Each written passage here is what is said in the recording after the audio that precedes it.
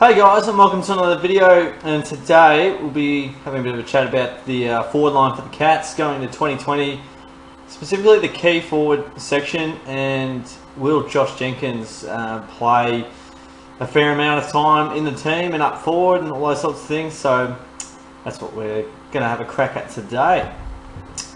Alright, so I'm going to sort of run through a number of players and sort of, I suppose, go through the forward line and then probably construct together, I suppose, our best forward line setup. There's a lot of players and some that don't even play forward that much, but I've thrown in there anyway. So this is what we've got to work with in 2020 at this point in time, not accounting for any injuries. So we've got the Hawk, who'll play deep forward, hopefully.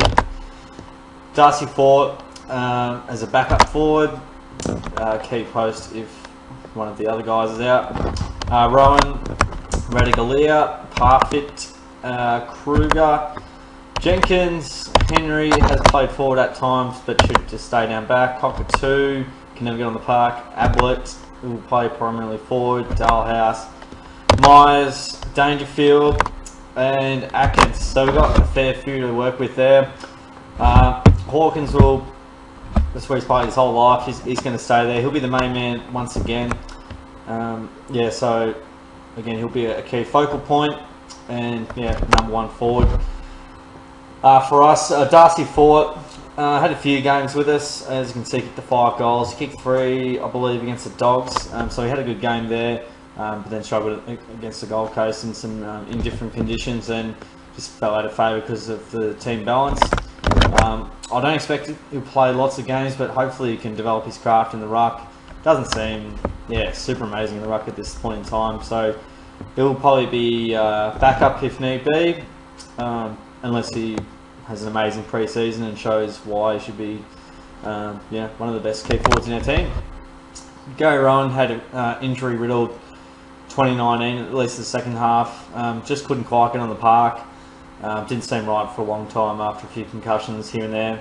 But his first bit to the year, where he's just kicking pretty much every set shot he got, he was absolutely on fire and he was in sensational form. I see him potentially being in their best team. I want him in their best team, and even if he's not a key tall, he can play small because his ability to run and chase and cause havoc in the forward line, I reckon, would suit well. Radicalier has proved he's got some real talent, and if he holds a few more marks, there's a lot of potential on the table there. You would imagine they would probably favour Radicalier ahead of, I suppose, a lot of other key forwards we're going to go through. His potential could be sky high. Holds a few more marks and keeps kicking goals. Hard to go past him. But seems to play in the midfield and a little bit up forward as well. Kicking isn't amazing, needs work, but I'm sure he'll be well aware of that and do what he can there. So the goal ratio is not incredible, but again, I feel like he'll be primarily midfielder, probably not as forward much. You feel like they'll give Kruger probably another year, depending on what they reckon. Lightly built there, as you can see, but some of the highlights of what he's been able to produce is quite incredible. So he could get a run this year. I don't think he'll be like one of the primary forwards, but certainly could get a world. Jenkins, probably the most interesting one of them all, as to whether or not he'll get a go. He'll definitely get a go. We'll definitely trial him in the, I suppose, the JLT, if that's what they still call it, the pre-season. He's been tearing up the track. They've been starting, which is really impressive. He had some injuries recently, which has sort of tampered with his form, but as we know, he can certainly kick a goal. He can kick a long bomb. Can take a good grab as well. He does like a few goals in between the 0 to 25 out, but as long as you're kicking goals, it's the main thing. But look, this will be the most interesting selection of them all, because I don't think you can have Hawkins, Radicalier and Jenkins all in the same team.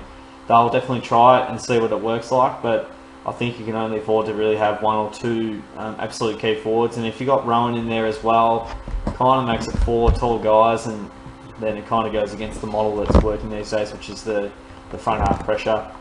But I definitely think he'll get a go. He might get goes just because Radicalier or Hawkins is injured, but nice to have him as depth. because we're in a preliminary final against Richmond in 2019, and we've got Lockie Anderson playing full forward. So that describes and says enough that we don't have enough decent key forward depth. Jenkins isn't an absolute superstar, but he's pretty solid. So hopefully they give him a go. I expect Henry to play defence a bit. They've thrown him up forward at times, just keep him down back or floating through the wing if you need to. Cockatoo again. If he can get on the park, I imagine he'll be playing primarily as a forward, probably moving through the wing as well, getting a bit of run. But obviously, I would just park him in the forward pocket or half forward if you need to. Just to keep his fitness under wraps, and you don't want him doing a hamstring super early. Ablett's sort of in a similar mould. He'll primarily play forward pocket, half forward. Might rotate through the midfield when needed or if he feels like it, but he's 35 now. He's been an absolute superstar for such a long time and still delivering the goods. So Gaz will definitely have a place in the forward line. Dullhouse, pressure acts are always up there for him, and handballs are always high on the agenda. So he'll definitely get a good run at it once again and feature pretty regularly in the team. So look, last year he had a pretty good year on the goal kicking front.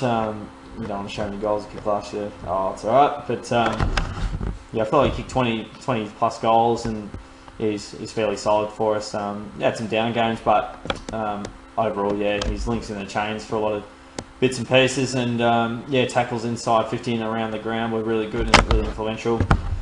Brian Myers, he played every game last year, so again, he was like Constable the year before he was drafted. And got 28 goals next to his name, which is a nice effort for the first year. And I feel like it'll be on the back of him if we, I suppose, go further, because we know, we've got key forward depth, it looks like, but we don't have a lot of small, crafty forwards. We've got Ablett there. He's a bit slower, a bit older. It falls a lot to Myers, and obviously he definitely kept us in the game against the Tigers. Got speed, agility, confidence, swagger. He's got a lot, so he'll be definitely a big player come 2020. Dangerfield, I wonder how he'll go up forward if he plays there more, or I'd imagine hopefully more midfield time for him, because I feel like sometimes when the game turns is when the coalface is having dramas, and he's normally the one that can extract it. So look, I hope they play him 80% as a midfielder, maybe 20% as a forward. They've got Jack Stephen, who can do the forward role as well. We saw him kick, I think, 3 or 4 against the Tigers or some team late in the year when he was coming back. So we know what Paddy can do up forward. Obviously, if we're having dramas in the forward line, then throw him in there, definitely. I feel like that's the only time he needs to be there. Atkins had a good year as well, primarily exemplified by the tackling that he certainly showed. So again, he doesn't kick a lot of goals, as we can see here. He has kicked a few, probably more plays. That half forward. I feel like he's like a tagger up forward. If there's a role for him there. So again, not massive on the scoreboard front, but certainly he's good for a crumb, and his influence cannot be undersold. Doesn't get a lot of the ball, but as long as he's stopping players like Dylan Grimes and stuff, he can do whatever he wants. So the forward line's going to look very interesting. I think the smalls will be a lot easier to, I suppose, point out. The key forwards is going to be the most interesting thing. It's going to be, will it be Rowan and Radicali and Hawkins all together? Will it be Hawkins, Jenkins, Radicali? Will it be Hawkins, Jenkins, Rowan? Will Jenkins not feature?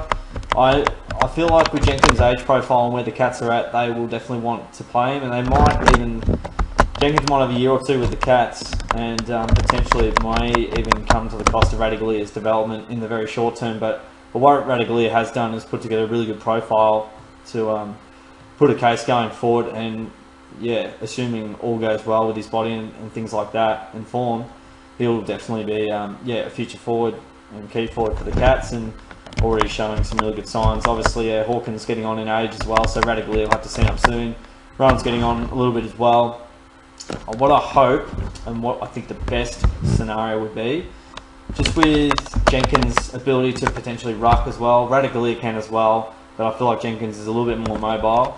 I'd love to see Hawkins, Jenkins and Rowan all line up, because outside of Hawk, who can sort of run around the ground, but he's not like quick or anything, mobile enough, but then you've got Rowan as sort of that third key tool. He's getting the third best defender, and then all of a sudden Rowan and Jenkins can sort of cause a bit of havoc up forward, especially in those one-on-one contests. We saw Jenkins do a really good job against Alex Rance last year when they played in Adelaide, and touched him up a little bit late in the game. Yeah, so he's certainly got the credentials there next to his name, and can cause some damage on the scoreboard as well, and terrorise the opposition from time to time too. So it's going to be very interesting to see how it goes. I'd love to hear what you guys reckon with the Cats forward line, and who they should go for their key forwards, and should all four of them play, if you want to count Rowan as a key forward. I personally don't think that'll work, and I think I'd like to see Jenkins ahead of Radigalia, especially with the age profile. We recruited him for a reason. He might be just backup, but I'm not really sure. But I wouldn't draft a 30-year-old and then not use him, but he could be just insurance. I'm not really sure what. I'm not inside the footy club, but yeah, hopefully Josh plays, hopefully keeps his body intact, and if a lot goes wrong, hopefully Courier gets a go, or you just give him a go in general, just to see what he's made of, and go from there really. So hope you enjoyed the video, guys. Love to hear your thoughts. Subscribe away for all that good stuff, and like the video as well. We appreciate it, and enjoy the rest of your day. I'll see you guys in the next video.